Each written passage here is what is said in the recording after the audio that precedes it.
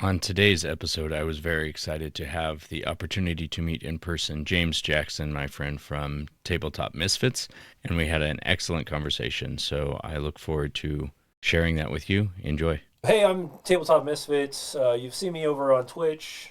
I had Robert from Dungeons, Dragons, and Psychology over on our show about a year and a half ago. He's also been on one of our actual live shows. He was with when we were doing Plots in Darkenhaven season one. Um, you know, Tabletop Misfits has grown over the last 2-3 years now, and we went from running 3 or 4 shows to, I say grow, but it actually is going to sound worse, but we'll get there in a second. We went from running 2 or 3 shows all the way down to running one because life got busy. And things in my personal life started to swarm into everything. And then on top of that, we had 4 of our partners step away because their lives were busy. And we said, well, our token show, our staple show, the show that we've held strongest on is Tavern Talks. And we're now 129 episodes strong. Nice. And keep moving from there. But I had an opportunity show up in August of last year, and an opportunity that came from a guest from Tavern Talks, and he said, "Hey, do you want to be our new GM for season 3?" And I said, "Well, what does that look like?" And he goes, "Well, you won't be running from your show anymore. You'll be running on Gen Con TV's official Twitch channel." It goes from my channel, who has 700, 800 followers, to Gen Con TV, who has 41,000 followers. Good. So the exposure was incredible. And playing with players whose main goal is to tell just an incredible story. And they're all great players, but there's something different when everybody is on the same page, that we're not just here just to herd cats. Right. We're actually here to tell a really good story. And I saw that when we started playing with Dress to Quest and all the players working together, not only in character but out of character, which I thought was really a unique experience outside of everyday running D&D. I mean, you and I both know that Dungeons and Dragons is kind of usually the back of the house with your friends. You kind of do what you want, but at the same time, there's this just simple portion of nothing really is heavily solid outside of your group, right? And working with people that see that and want to show that off, but at the same time want to enjoy the storytelling portion, because we did have an audience. We had to change a couple things up, but really it didn't change much for the most part. We have a couple things, like if a player, and I didn't realize this, and I started talking to a bunch of other podcasts and stuff that do this, a lot of it is your players reaching out to you before a show and going, "Hey, I want to have a conversation with this character. Can you put space in it?" Right. And I don't really think that's scripting. I don't think that's railroading. And I don't think that's really changing the way we play Dungeons and Dragons. It's just preparation changes a little bit, because sometimes if you're in a home game and you run past a certain period of time, you're like, "Oh, we can pick it up next time." Right. Right? For this, you want to have a complete story. So if somebody said, "Hey, can you slot in 15 to 30 minutes for us to have this dialogue between the two players?" I don't know how long that's going to go, but what I want to make sure is that I leave that space for those players to tell their story and run with it from there. I think one of the things I've definitely noticed, and I've mentioned this a lot lately, is the best stories are always the ones where both the DM and the players are involved collaboratively in telling the story. Right. If when everybody is having their input in and their ways of shaping the world are involved, everyone's more interested in the game. But I think that the games where the narrative takes center stage over character stats and dice rolls and even things like that, like when the story is king, you have the most fun. Right. Because it's like being part of your favorite book or fantasy series. Like when the story rules, everybody's having a good time. Yeah, I completely agree.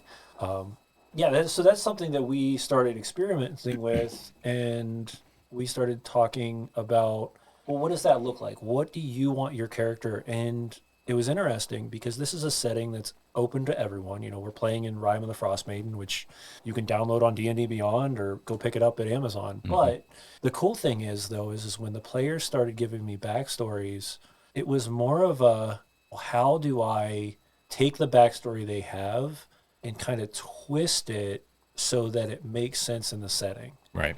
So we have characters now that I've tied to this point. Every character has not only a grounding in the setting, they have a specific portion of Rime of the Frost Maiden that is matched to their character in one way, shape, or form or Beautiful. the other. We have our barbarian who found out, I think in episode like 12 or 13, that they actually have heritage to the frost giants of Icewind Dale. And when that happened, she was okay with it because she's, oh, this is awesome. But it also immediately tied into the actualness of the frost giants' claim for Icewind Dale and how the Goliaths and all that stuff work there. It is something I guess, ad nauseum sort of said on my show over and over and over again, is tying the characters' backstories to the world that is created makes the game immensely more immersive. When it matters to them, because it is something that the player themselves put time into creating the backstory, and then they see their own work as reflected in the lore and the story that's being told of the world, it's so much more meaningful. Right? And they want to interact with things a lot more. It's a lot easier to give them a plot hook that they're interested in when it's something that speaks personally to them, and it's not just, oh, well, the Frost Giants, if they have no tie to the party, there's not as much of a directive for the party to move in that direction. But when it matters to them, and when it's something that is they put time into creating themselves, and then they see it reflected in the world, they're definitely going to be more invested in it. Yeah, and we can, oh my goodness, I could talk like that about that forever, because the one thing I've learned more so is tying the party's current situation to the next plot hook makes so much easier of a chance for them to buy into it than it does you trying to just throw them out a bunch of plot hooks and being expecting like, oh, which one sounds good to you? Right. Now, we've got characters now that are starting to get these very long form communications and investments into NPC characters. And when those characters reach out for help, right, there's not even a question anymore. They're like, oh no, so-and-so needs help. Like, we got to go make sure.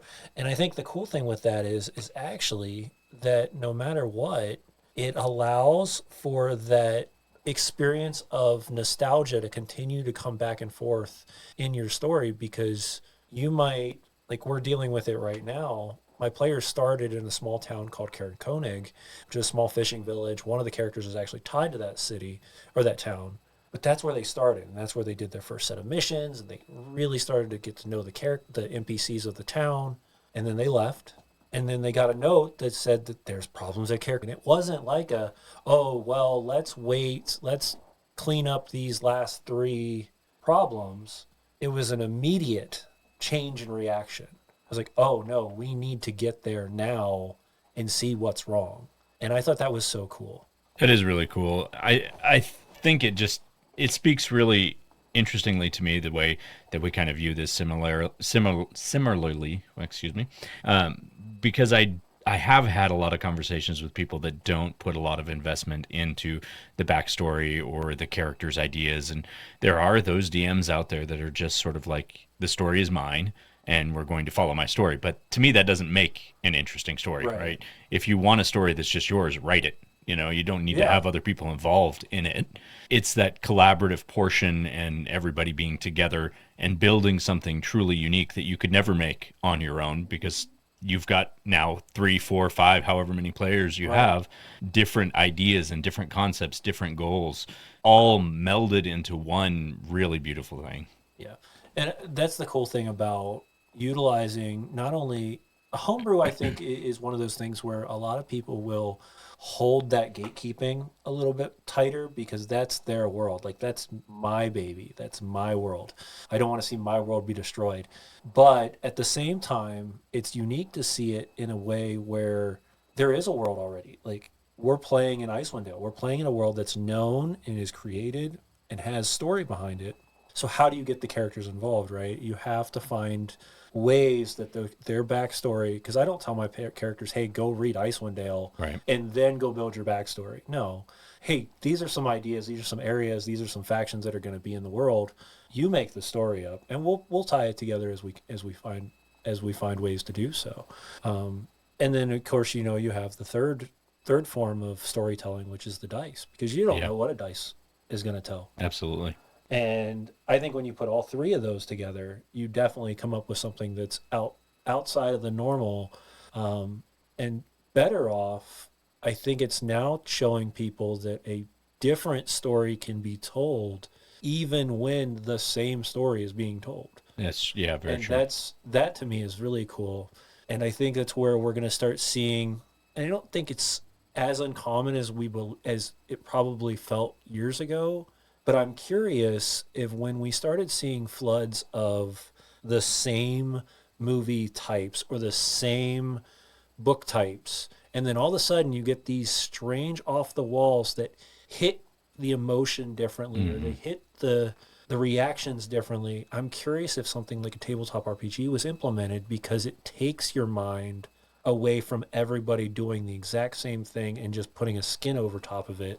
I mean, look at this. We had for years and years in the 90s and 2000s, we had all these different types of cartoons and stuff, and then all of a sudden things just kind of slowed down. And then seeing an adult cartoon like Critical Role show up and watching how it's designed and how it's portrayed, and thinking back and going, none of my books were this detailed. None of the cartoons were this dedicated.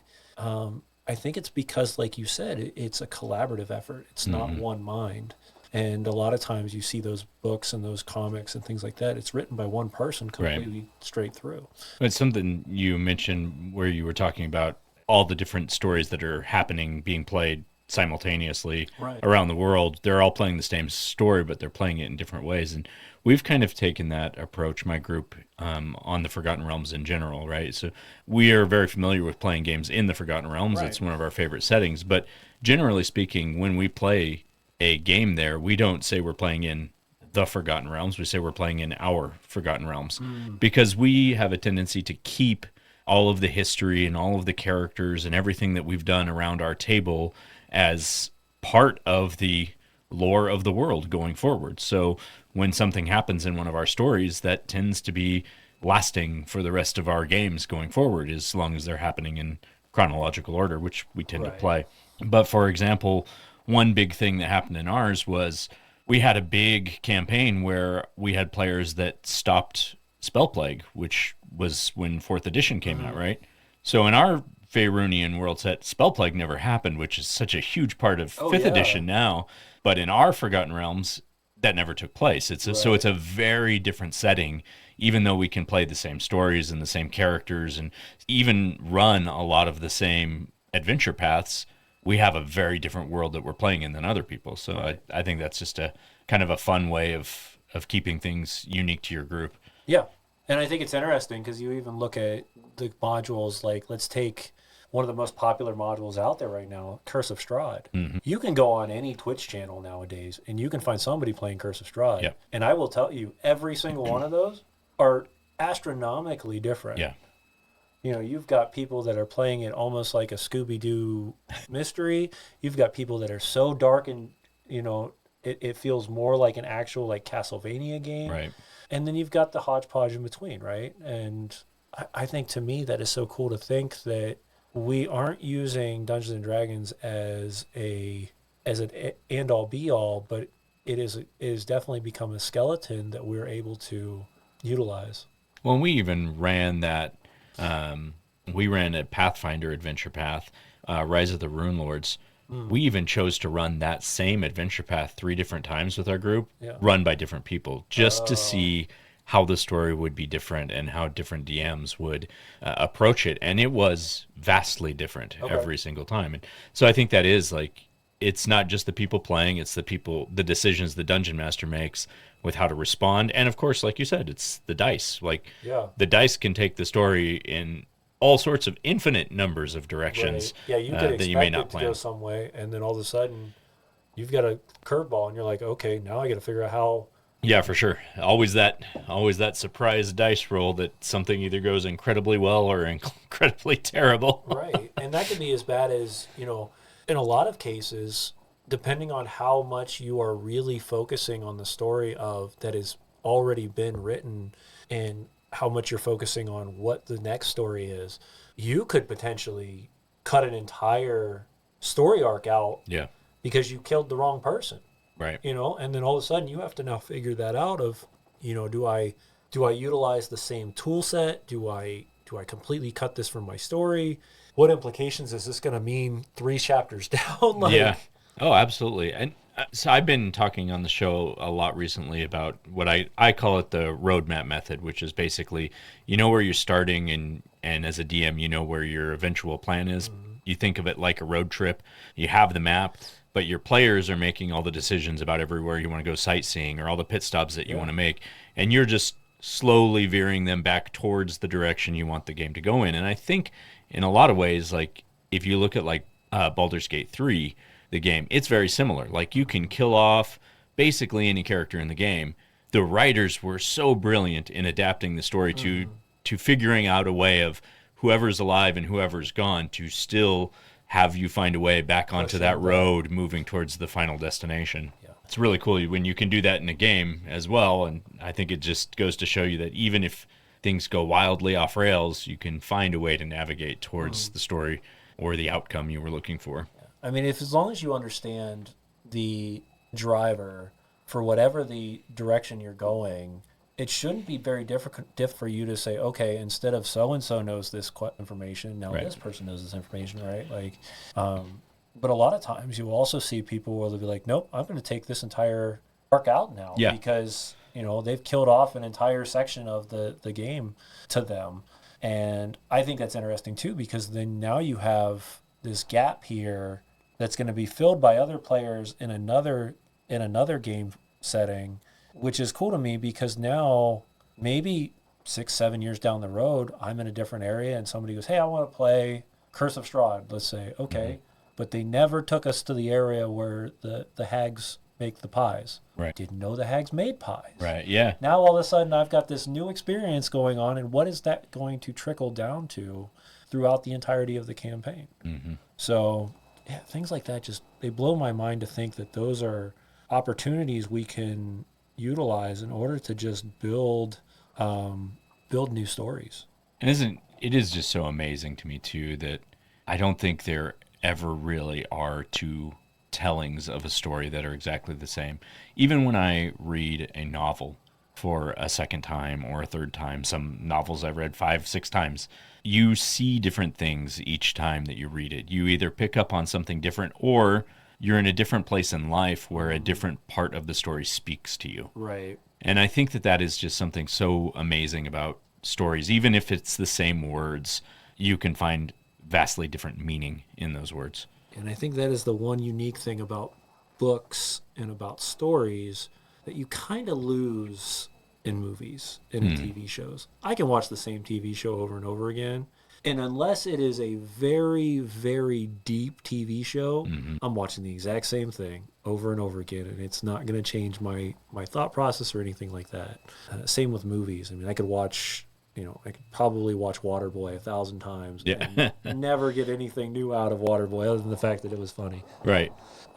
Well, I think, yes, to a degree. I think there's a few exceptions. I think the exceptions would be, like you said, those things that are very deep. Because I definitely know now, I'll go back and watch something that I haven't watched in years, and I will see as a father now that there's a touching, like, father-daughter moment that will really get me emotionally invested that I never had a connection with before. Gotcha. But that is, different life places, different emotional depths. Right.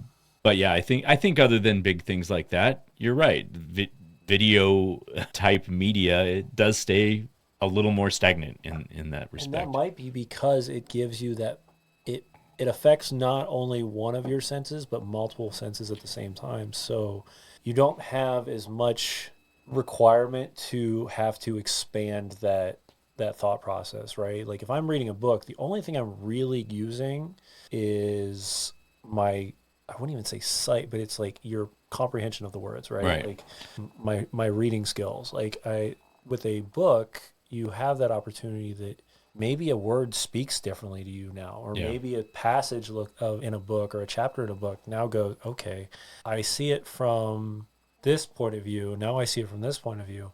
The other cool thing with a book, though, is that sometimes books are so widespread that you didn't see it from the butcher's son's point of view because you didn't know anything about the butcher's son the first time you read it through, Right. until you got to the middle or the end of the book. Oh, absolutely. And now you're going back reading it a second time to go, oh, so that's what they meant by this, because he's seeing it in a different eyesight. Yeah. Like, huge picked up over the last couple of weeks, really the last couple of weeks.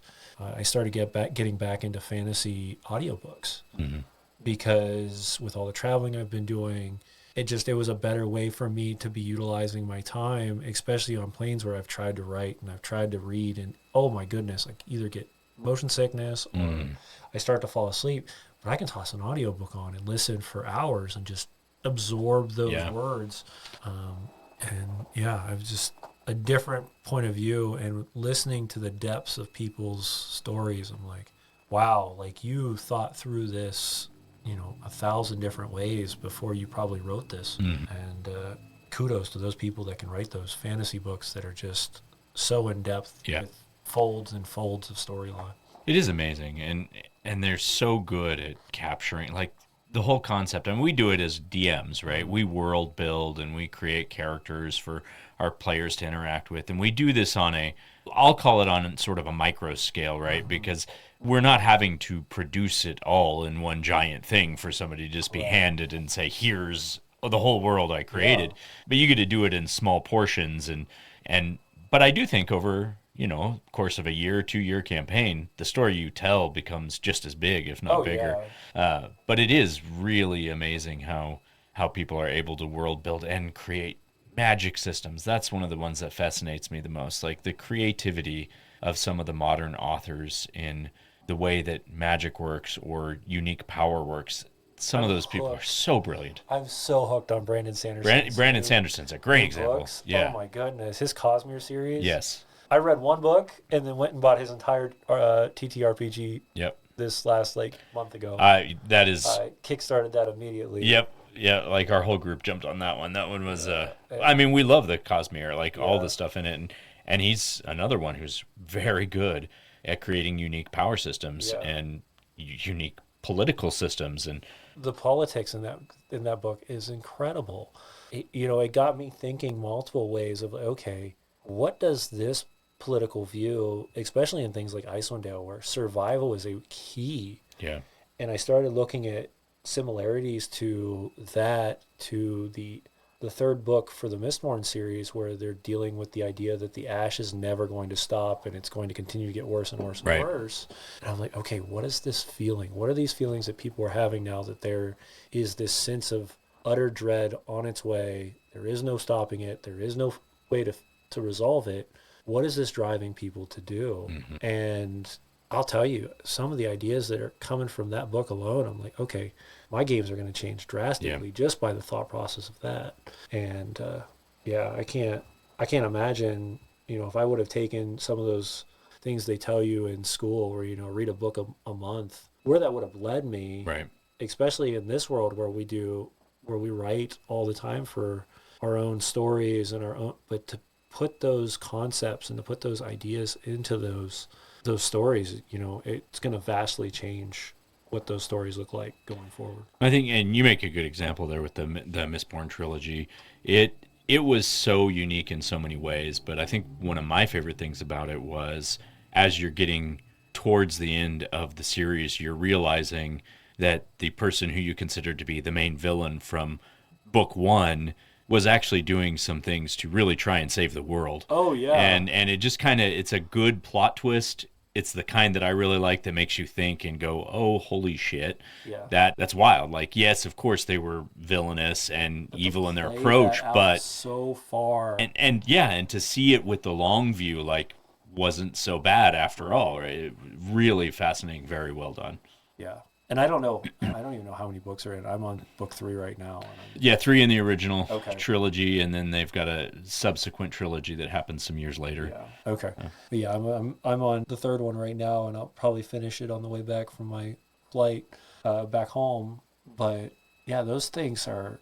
I mean, I could talk. Just 3 books is gotten me thinking about so many different things, considering, if I was if I was an all-powerful being, like the things I created and like the systems that they've come up with, and now this divine entity, and as much as it's a bad thing, it really gives a very strong look at what a person who has that oversight can do to manipulate in their own. Yeah. You've got a character in there who is devoted. I mean, the best way to put it would be, this is your high-level cleric or your high-level paladin. Now you're finding out that everything you believed in is complete and utter confusion. Right. I couldn't imagine it. Yeah, I mean, it would be hard to, if you put it in terms of a game that you're playing in and you've been dedicated to a deity or an entity or even a philosophy or whatever, and then you end up finding out basically everything you've believed, everything you fought for is different than you expected. What do you do? Like, what does that do for the character? Even for the player, like, talk about a paradigm shift and having to look at things differently. On a small scale, I mean, look at Ford in season 2 of Critical Role. You go from the warlock who's getting the power from Uk'otoa to going to the Wild Mother as a paladin. He's two very different shifts in what understandings he was looking at. Okay, I get my power from here. Oh, wait, I can get my power here otherwise, and I'm not serving this being that wants to destroy the world. That to me, it's just the concepts they're utilizing, I think, is the coolest part, because instead of you saying, this is my backstory, this is the very setting, this is what I want to do with my character, and this is my only goal. I think one of the things I want to do with my players is, what is something you want to experience during your journey? If it is, like when you say your goal, I want to know what your actual goal is. I don't want to know, I want to kill this dude. No. Why? Yeah, right. What is the drive? What is your driving factor for this character? I think if somebody, and I know we have a couple characters that one of them literally looked at me as, it's survival. What does that mean, though? What does survival mean in a game like that where, that is their number one goal? Does that mean that when push comes to shove, you're the one that's going to run? Like, and what kind of story is that going to tell, right? Like, if you put them up against something that's almost impossible to defeat, are you going to be the one that stands at the end and helps the players win? Or are you going to be the one that runs? Questions like that are something you start throwing at your players, and then they start going, oh, wow, I didn't think about it on that long-range scale.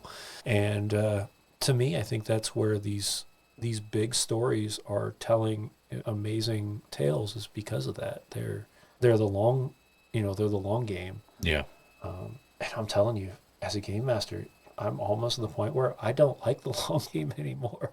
It's so much prep work. It is a lot of prep work. Intense. We're moving to short form campaigns in the next, probably for 2025, because, I can prep a 12 episode series to tell one full story, but then I need time between those.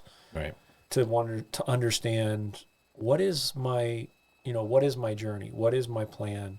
But I think 8 to 12 episodes is a great way to state, like, book 1, and book 1 to book 2 don't have to be back to back. Yeah. I can do this 12 episodes, and then the next time they go up to play the game again, we're 9 months in, or we're 2 years in, and it's not going to change anything else other than you now have all that time that when you come back to the table, you get to tell those stories, because they're not going to affect things in a different way.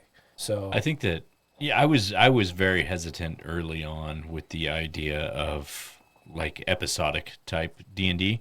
But even playing in the game that I get to play with you kind of changed my mind on that, because even in a single session where you can have a story arc, right. You can have a single piece of a story with the character and go in and out of this world that already exists in just a brief episode.